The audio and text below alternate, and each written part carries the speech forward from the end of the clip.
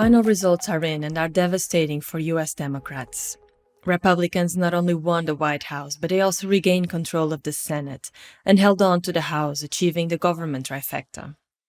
In the end, Donald Trump won the election by only 2 percentage points. But looking at the electoral map, it certainly doesn't look like that. The US map has been swept by a red wave as Trump succeeded in winning in all 7 battleground states. Democrats spent the last week enwrapped in a blame game, starting with US President himself. Would things have been different if Biden had stepped down earlier? Was Kamala set up for failure? She was only given 100 days to make her bid for president.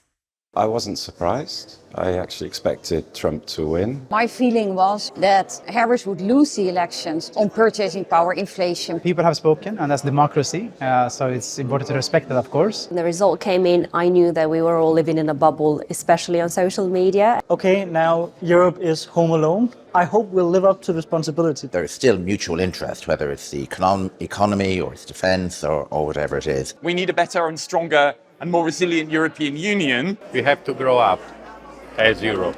From Friends of Europe, this is Policy Voices. I'm Katerina Villanova. If you haven't already, please take a moment now to subscribe to Friends of Europe's podcast wherever you're listening to this now to never miss an episode of Policy Voices. In today's episode, we are bringing you a collection of reactions to Trump's victory from all over Europe. We talked to people from Romania, Denmark, Italy, Netherlands, Sweden and the UK at last week's event from Friends of Europe, State of Europe. What you will hear in today's episode are fresh reactions to the results of the US elections, as they all took place less than 24 hours after the results were announced. What stands out is a unified call for Europe to rise to the occasion. Let's hear first from Karin van Hennep, former Dutch Minister of Social Affairs and Employment. She makes a passionate call for citizens to not be left behind. In September, there were polls out there, and my feeling was already, unfortunately, I would say, that Harris would lose the elections on purchasing power, inflation, prices. It's the same that's happening in Europe. We talk a lot about migration, we talk a lot about polarization and the big divide between the elite and the people in the street. But the real challenge for people is their wallet, is can they afford to pay their bills? And in the Netherlands we know that too many families, 1 out of 6, live from paycheck to paycheck. That means every month you're counting the days until it's the 21st or the 22nd, when you get your salary and you can breathe again. And that month after month means that people have the feeling that it's not their society, that they might work really hard but they don't get anything out of it, that their perspective, their interests are not taken into account. And that we need to change. We've just had the US elections, which show us one more time that as Europe we have to become more self-aware, more self-conscious, more independent, stronger in who we want to be, stronger in what we stand for, stronger in our reforms. It's really time that we become more concrete, that we leave the soul searching behind a little bit and that we say, okay, this is what we stand for, this is what we want, this is how we're going to build Europe. Because if we don't, and Draghi pointed it out, of course, but if we don't, then we lose our European way of life because we can't afford it anymore. Whether it's financially because we don't earn the money, whether it's because we don't address the climate problem or the migration problem. So there's so many challenges, and the only way to address them is if we have the people with us. And that's the other big challenge. We don't have our citizens now believing as much in Europe as we, as the elite here, the leaders, do. So we have to make sure that we convince people again what the worth of Europe is, what the values are, what's in it for them. Anders Torgaard, member of the Frederiksberg City Council in Denmark and a 2024 European Young Leader, says that Europe is now home alone. I think my first thought was, okay, now Europe is home alone. This is quite a horrible situation in my opinion, because I think the transatlantic relationship is extremely important. But with Donald Trump back in the White House, we have, in my opinion, no other option than to find out how to deal with this as Europeans alone. So I hope we'll stand up to the quite a big responsibility we have in a world with climate change, with the war in Ukraine, with instability and geopolitical challenges throughout. So I hope we'll live up to responsibility. Already expecting a Trump victory, Greg Jones, the regional managing director of the Brussels hub of Coventry University, wasn't necessarily surprised with Trump's victory. He calls for patience and for not jumping to conclusions. I wasn't surprised. I actually expected Trump to win. We should be patient. we shouldn't jump to conclusions. The US is a long-standing partner of Europe. There's a danger of caricaturizing Trump in the media. So I would just be patient, calm, and I anticipate that the relationship will be okay going forward. I wasn't surprised that Trump won, but to win by, I think, around about 5 million votes, that was quite exceptional. But no, perhaps the scale was surprising, but not the final result. There's a risk that if Trump carries forward with the tariff agenda, which he's talked about, and focusing on the US economy, that could exclude European business and provide barriers to competition. So that is a clear risk, but that's not a new risk. So I think looking at the EU's agenda, we need to focus on how we strengthen our own competitiveness. That's clear from the Draghi report.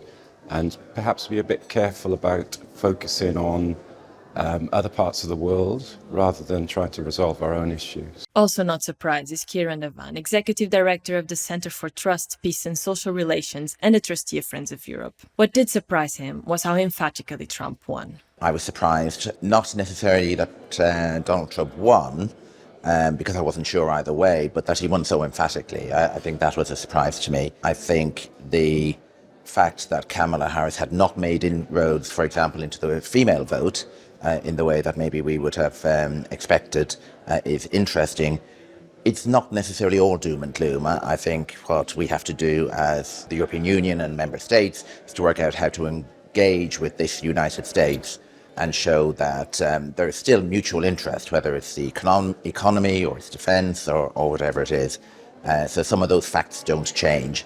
The question is, how do you deploy them into a Washington which will have far more political appointees than usual, and they will largely be people who are unknown to European member states. John Worth, a political blogger and campaigner and a 2012 European Young Leader, doesn't hide how worried he is. Of course I'm worried. I think pretty much anyone legitimately is worried. The question is, what do we do? How do we move forward? How do we make sure that in Europe we are better protected against the problems that will come? And so ultimately my work and my activity has to be, we need a better and stronger and more resilient European Union. And how do I help build that? I think that should be the focus and the determination of all of us here to try to build exactly that. I think in many areas where, particularly defence, we are quite ill prepared. In my own work in sustainable transport, I'm going on from here to Tallinn by train. And so that is if I were in Estonia or I were in Lithuania at the moment, I would be even more worried perhaps than seeing this situation from the viewpoint from Brussels. Simina Tulburi, a member of the Chamber of Deputies of Romania, bursts the bubble we have all been living in, especially those of us who wishfully expected of Kamala victory.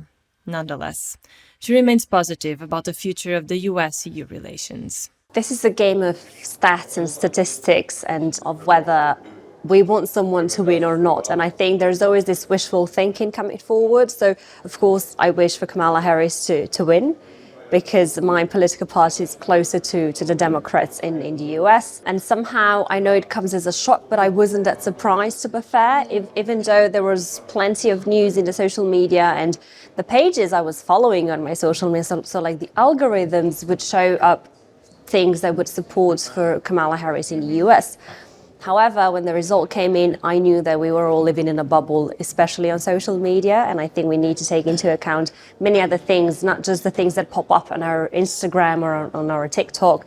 So I think this is something we need to be aware as well in the European Union, that even though you feel like you have access to information, but actually I think, that the grassroots campaigns and going door to door would actually prevail some other things that you haven't thought before, so that people think about other things such as inflation, such as prices, can I afford to pay my rent and so forth. So I think we need to pay attention more, especially politically, when we have elections like we do in Romania.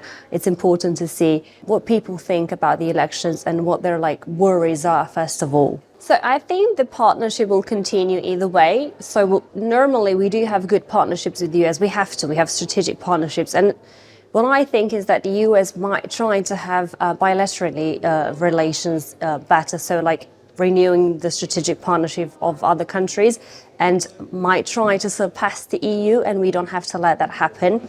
And what I also think, I need to be stronger in defense. So I personally vouch for the EU army as well, because we need to be prepared and not to count on NATO only or on the US only, because you never know what might happen. So Donald Trump is making a lot of statements as he did lately, and I think we need to be more prepared. So what I think that the EU has the chance to become a bit stronger now, and we need to prove the US and the world that we are a very strong and competent institution and continent. Ahmed Abdirahman, founder and CEO of Järvavaken, a major democracy and political festival in Sweden, and a 2024 European Young Leader, says that the people have spoken. I think a lot of people know who Donald Trump is, given that he was president 4 years ago. But the people have spoken, and that's democracy, so it's important to respect that, of course. But there was a lot of hope, even for ourselves, that Kamala would have won, but sadly, maybe another 4 years. I think that it's too early to talk about the reason why she lost, but it's important to study that not only for the US, but also for European context, to study, how do you say, elections and campaigning are done, and how to minimize the harm to democracy, even in Europe. Last but not least, I'll leave you with Giulio Barbolani di Montalto, the head of the European Space Agency. He reflects on one of Trump's political appointees, Elon Musk. This coming out in politics of Elon Musk, will be a problem, a big problem, of course, because he will benefit of a huge amount of public money and public contract, attire also capacities from Europe. So this will be a problem for us. On the rest, of course, they need to be much more independent as Europe in many fields. It's a big challenge because we are used since 60 years more to rest in the arms of U.S. uncle. This is finished now. We have to grow up as Europe, and it will not be easy because with 27 member states and quite a slow decisional process, it will be a real challenge. And that's it for today's show. Policy Voices will be back next week with a brand new episode. I'm Katerina Villanova, and I'll be with you again next Friday. Until then, goodbye.